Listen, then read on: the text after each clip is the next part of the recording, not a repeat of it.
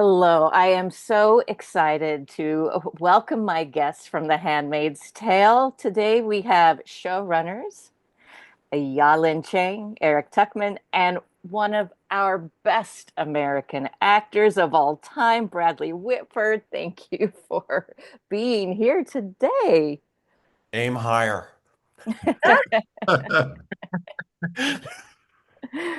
I want to Thank you.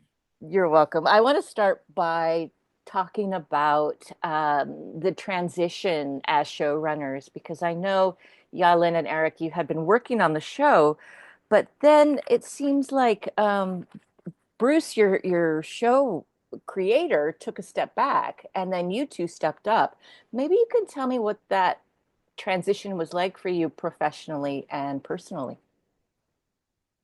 Sure. Well, it was a privilege and a gift and an honor to step into this role alongside Yao Lin, who I've had the pleasure of working with for several seasons now.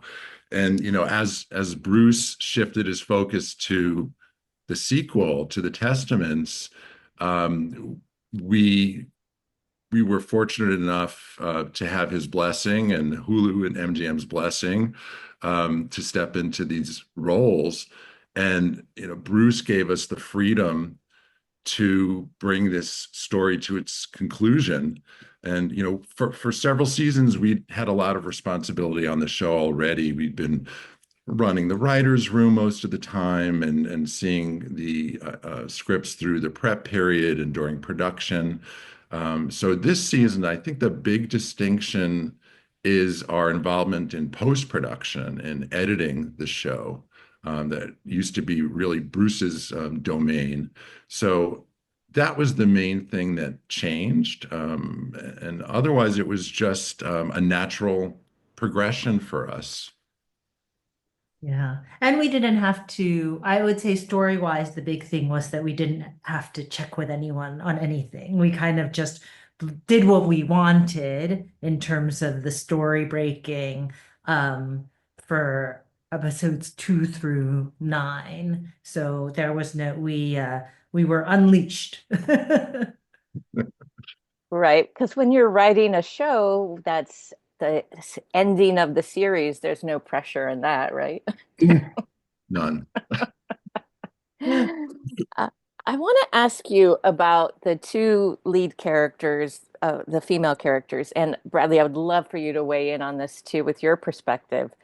Um, so we have June and Serena, and uh, on the surface, they look totally opposite. But the deeper you dig, the more you realize they both have similar goals. They both want to be a good mom. They both want to do the right thing.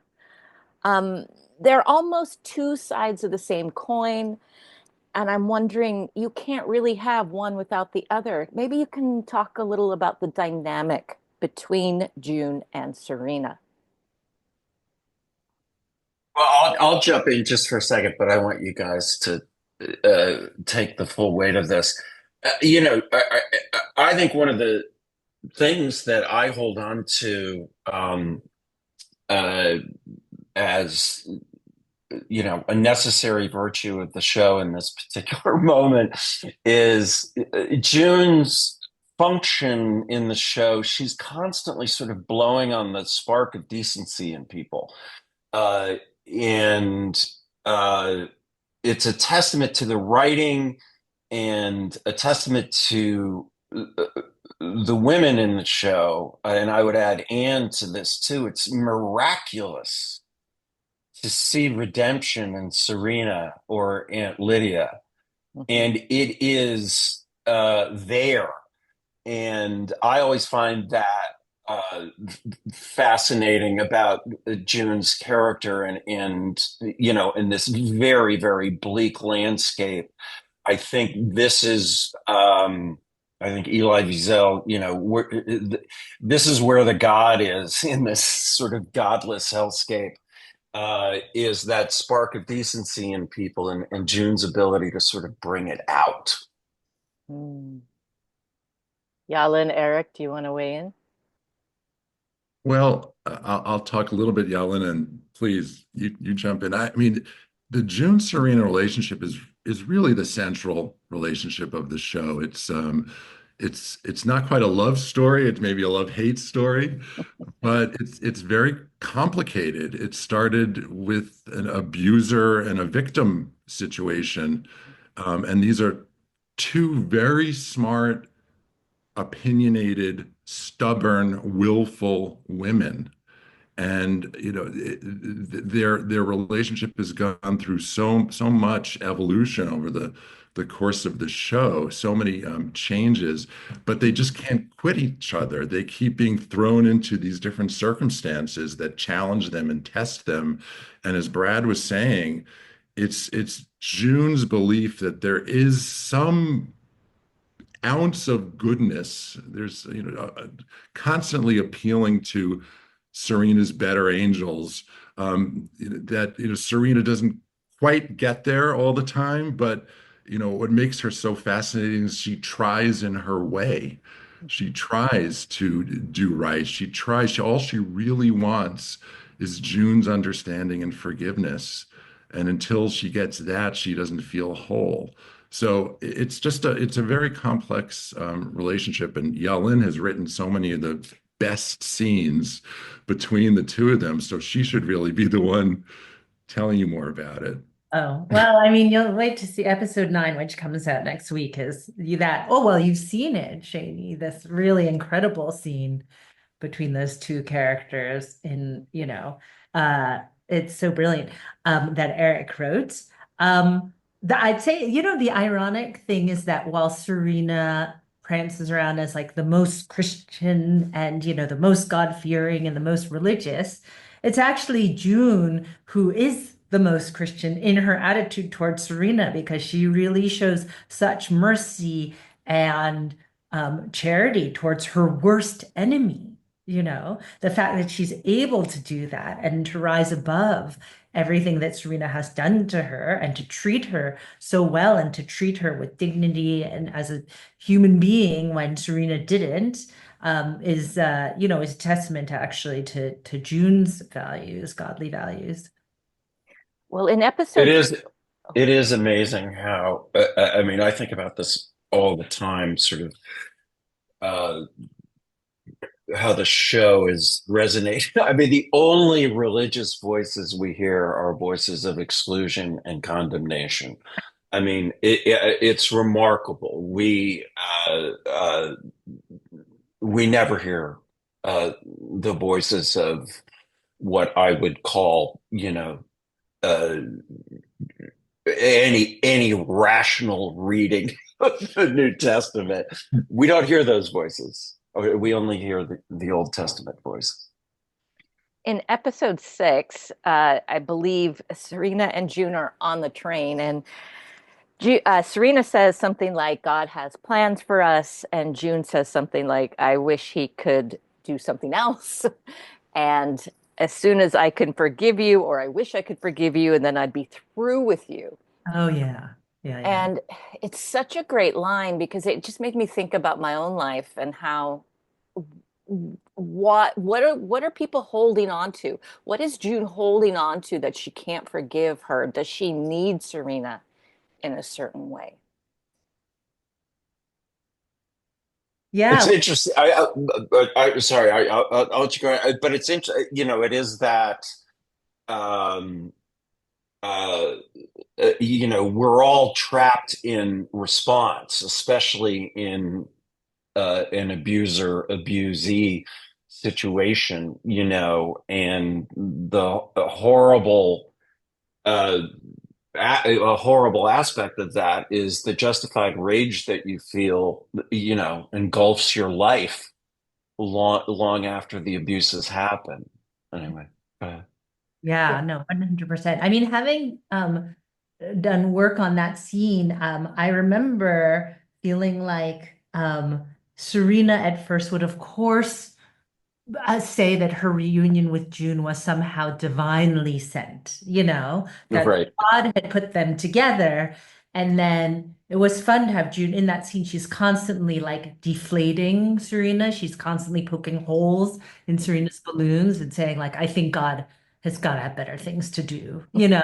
And then the other quote, actually, I had written, don't you think I would, Serena says, yeah, you refuse to forgive me. And June says, don't you wish I wish I could forgive you if only to be done with you, so that she could move on. And actually, Lizzie must have, on the day she changed done with you to get rid of you, which is interesting. It's more of an active thing. It's like, I wish that I could be rid of you. I wish I could get rid of you, But so that was, it's so funny because, you know, Bradley does this all the time too. I feel like the immense privilege of writing for this show is that you write words like done versus rid or whatever. And so in my head, I always hear it a certain way. I would say Bradley in particular, when he changes it or when he changes a word or changes it up, it's always brilliant. Like it's always great. And Well, there are pitches that are not successfully swung at. It's buckshot I'm shooting. So, I mean, you hit the mark probably more than any other actor I've ever worked with. But yeah, but for me, I don't know. But I can be particular, and so I always hear it a certain way, and then um, but our actors are really good, and so when they do make changes, it usually it still really fits well. well, and it's been it is a it's been a joy to me, and I think it's an affirmation of how I think it's best to work. This show has been for me in terms of the creative atmosphere, but particularly in terms of the open channel of collaboration. This is a fear-based business.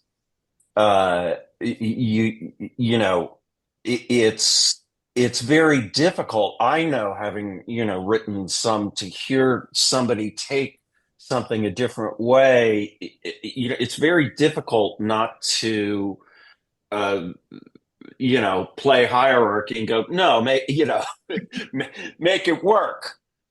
Um, and to be secure enough to collaborate with a bunch of really good actors, I think has really helped the show, and that exchange has been uh, a very healthy one. Usually, it's a more fraught.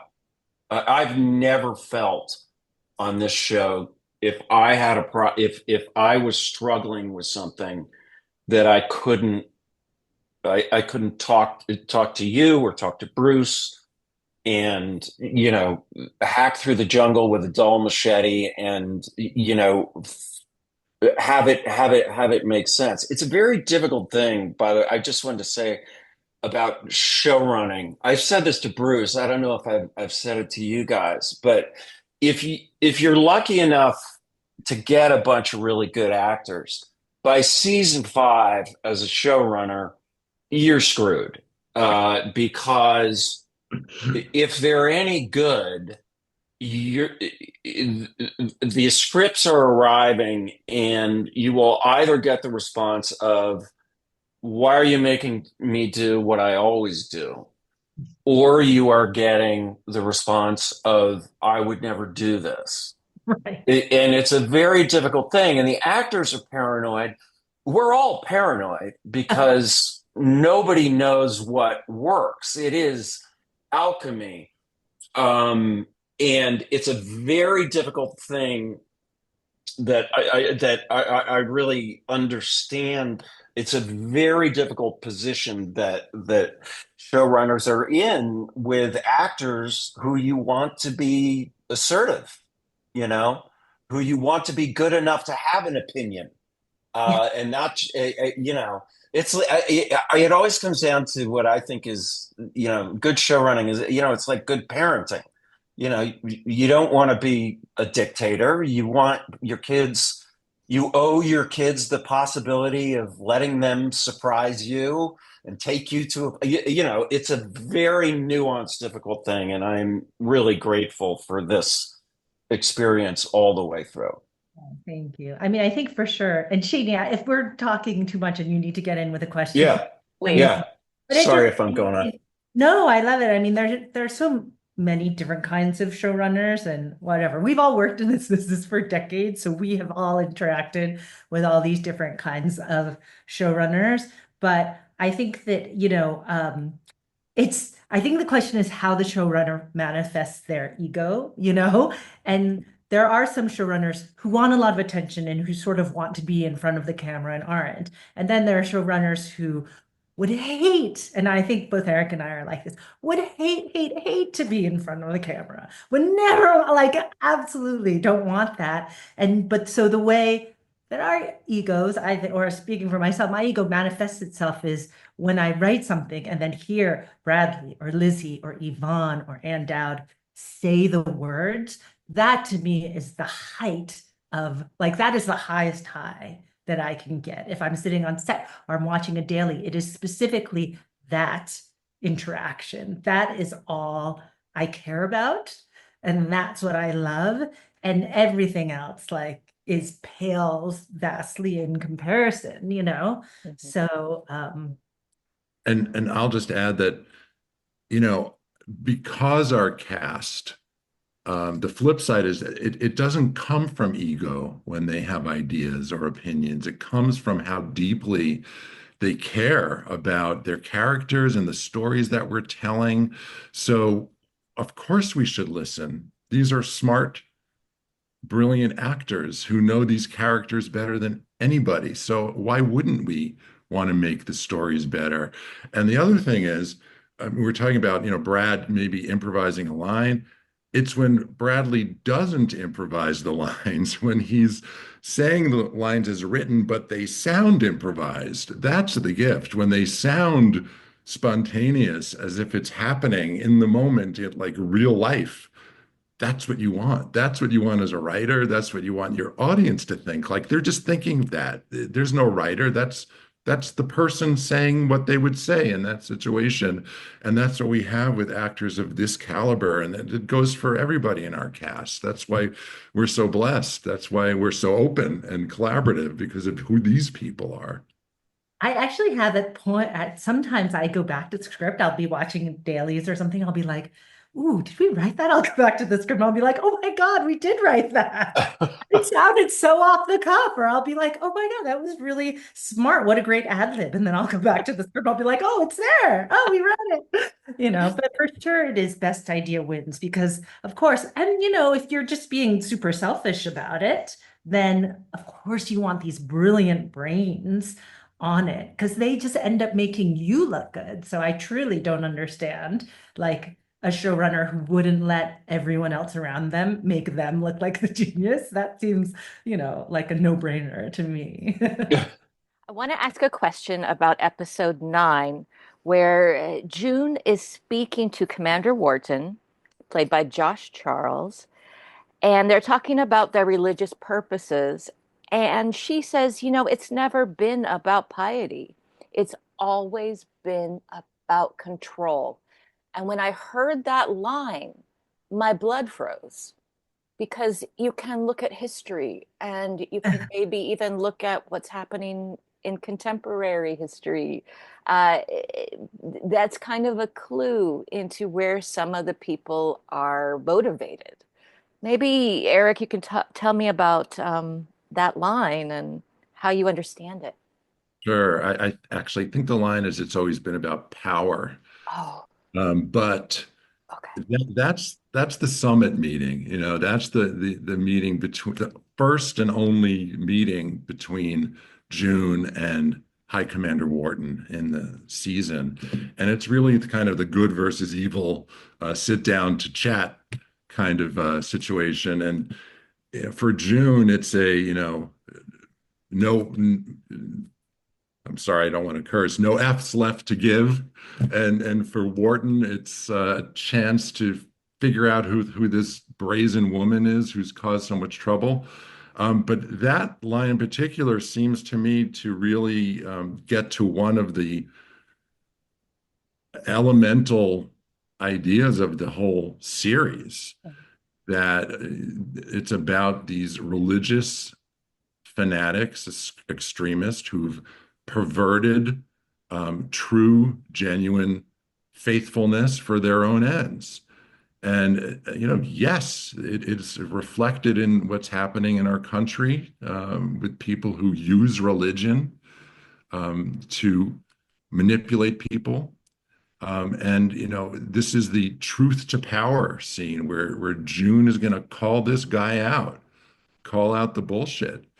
And these two actors, to watch them, and I was there on the day, um, are remarkable. I mean, they just zeroed in on each other. If you watch the scene, it's as much about how they listen to each other Mhm. as what they say, and they're so cued in to each other as actors. It's really astonishing. But yeah, I mean, I found that scene in particular very cathartic for me as a writer and as a citizen to write, because it gets to the bottom of it all. June is a genuinely religious person. She's a woman of faith, of pure faith, and her God, as she says in that scene, is a God of love.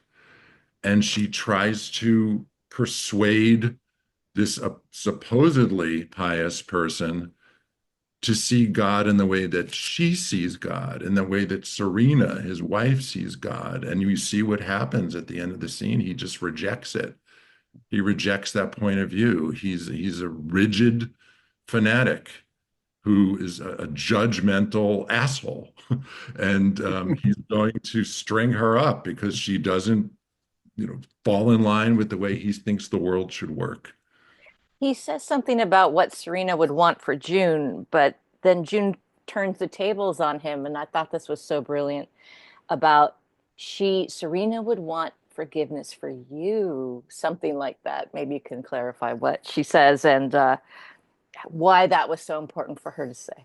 Yeah, I mean, this guy's walking around like he is God's gift to Earth and Gilead, and we saw one of his commands resulted in the massacre of a bunch of innocent women imprisoned in a brothel. Mhm. And he, in that episode later in the day, he's walking around like it's all unicorns and rainbows. He hasn't given it a second thought. And, here's June. She's not going to let him get away with that. She reminds him that he has blood on his hands and that if anyone needs God's forgiveness, it's him. And his wife, who's apparently genuinely pious, she would want him to make amends for that, to beg for forgiveness, to see the brutality of his ways. Mm. Bradley, I want to ask you about uh, uh, Commander Lawrence is called to take this bomb onto this airplane. And I cried probably 5 times through the whole series, but that scene, he says this great line, "I'm an economist. I'm not James Bond," which was fantastic. And then that scene where he decides to get on the plane. I mean, he knows what's coming, and it really broke me in half. Maybe you can talk about why he makes the decision to do the ultimate sacrifice. Um, yeah, that was it was so hard shooting that episode because I knew this experience was coming to an end. I knew, my time. These experiences are rare uh, when everything comes together in terms of a story and a moment and a bunch of actors and writers and I was distracted through the whole thing because usually I can judo. One would think this would be one of those moments where you can really just judo in what you are feeling right into the scene, but I really found it distracting because I just wanted it I had this sort of infinite expectation for it. I was really, Yahlin and Eric know that, like, I was really relieved where this morally disappointing human being ended up. Mhm. Um, it was uh,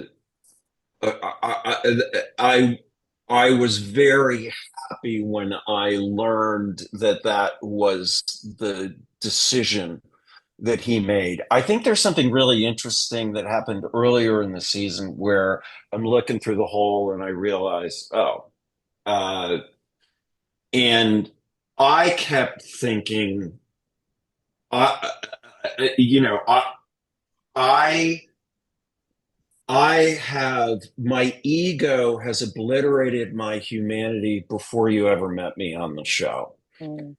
In the show, when I lose Eleanor, the full impact of what I have done sort of lands on me, which is great. A little disappointing that it takes your own wife dying to realize that you've done this to so many other people, but non-judgment days here. And when I first read that I'm looking through the hole and I hear this, I thought it seems a little naive. Uh, and I was talking with Lizzie about it, and then I realized, no, it's great. It's because it happened again. Mm. It happened again. That I rationalized this way because, and so I think it left the space uh, for me at the end for that character to know exactly what he had to do. It's heartbreaking, and it's heartbreaking watching June's face as the plane goes up. Yeah. And the Uh, hand on the heart, Bradley, every time I saw that, I cried. Every time. Oh, Me yeah, too. yeah. Well, we're all a bunch of crybabies. Thank you. we're all. I know. Um, I'm going to start to wrap it up. I guess what I really want to know from all of you is what advice do you have for anybody who wants to write or create a show with really dynamic, strong female characters that are relatable, that are imperfect, that yet still are relatable to the male audience as well as the female audience? It's not easy to do, and you guys did it so good. Maybe you can talk a little about that.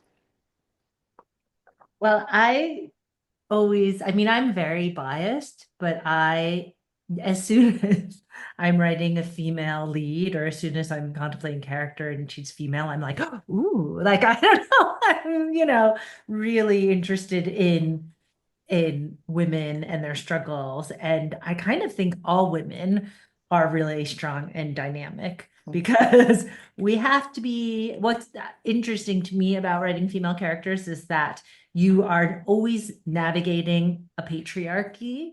Like you're still, and you're also a product of that patriarchy.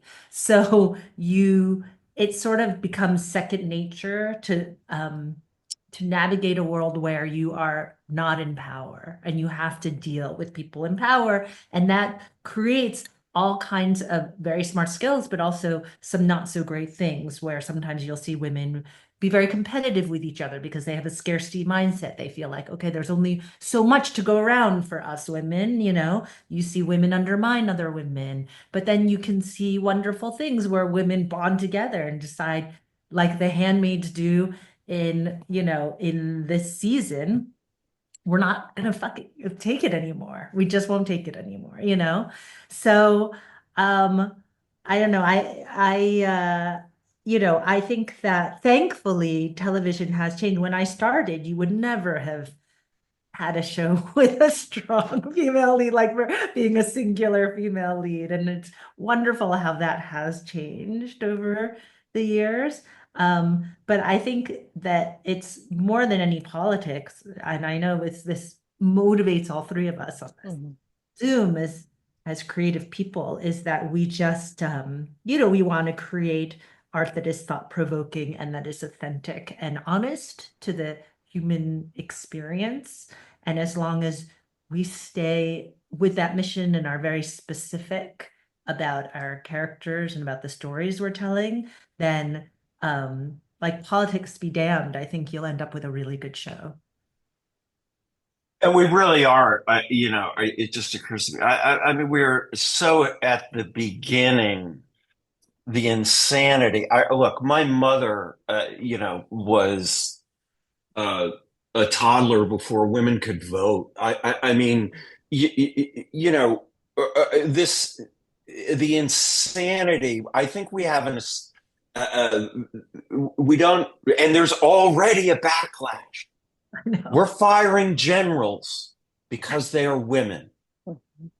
There is already a backlash to something that we assumed we had made progress on, as if, I don't know, 20,000 years of socialization went out the window with the first Village People album, which it did not. We're just at the beginning of exploring what women have gone through and what they are going through and how they navigate the world. And again, it's just incredible to me that that there's a backlash. Mm. I know. So yeah, write some more and just make it as I think we would all say, correct me if I'm wrong, uh, don't be alarmed if it's hard to make a good television show. We don't know what we're doing. It's a struggle. It is a day-to-day, scene by scene, moment by moment struggle. I We know. didn't know, and there is no talent that is uh, uh, separate from the doing of it. So just start doing it. Mm. There's no writing talent that exists without years of writing. There's no acting talent without. There's just start, begin, forgive yourself. First drafts suck. Write it again. I It's love that frustrating. advice. Do it again. Throw the spaghetti at the wall. That's my career advice. So it sticks. Eric, do you want to share Eric. your thoughts? All of that. I think I'll say, and I haven't really analyzed it too much, so I don't know about advice, but for me, way beyond this show, even in the beginning of my career, when I was doing things, original work, I always had women as the leads in my in my scripts, and I think it's because I find women more interesting and more fascinating and more complicated. That women are more emotional and more expressive, and it just felt like there was more to dig into. I just gravitated toward that. So to work on The Handmaid's Tale with so many fascinating female characters and with such a dynamic woman in the center of it, that was just like, like big ice cream sundae. It was the greatest thing ever. Mm. Well, I Yahlin, I would just add, like in my life, everybody who represents me is a woman.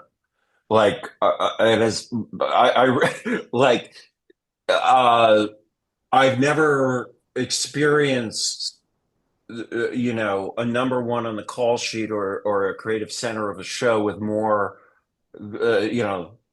calm and equanimity than than Lizzie. I've worked with some male showrunners, with a little bit of a distracting ego. Um, I in general, I would just say I think I like working with would have been a lot more. We're sensitive guys. Yeah. Wonderful. Yahlin, Eric, and Bradley, this has been such a wonderful conversation. I just want to thank you so much for your time. And anyone who hasn't seen season 6 of The Handmaid's Tale, you need to watch it. It's fantastic, and I look forward to see what you guys do moving forward from here. Thank you. So much. Much. Thank you. Pleasure. Good to see you guys. Good to see Thank you, Yeah. Shane. you. Bye. Bye.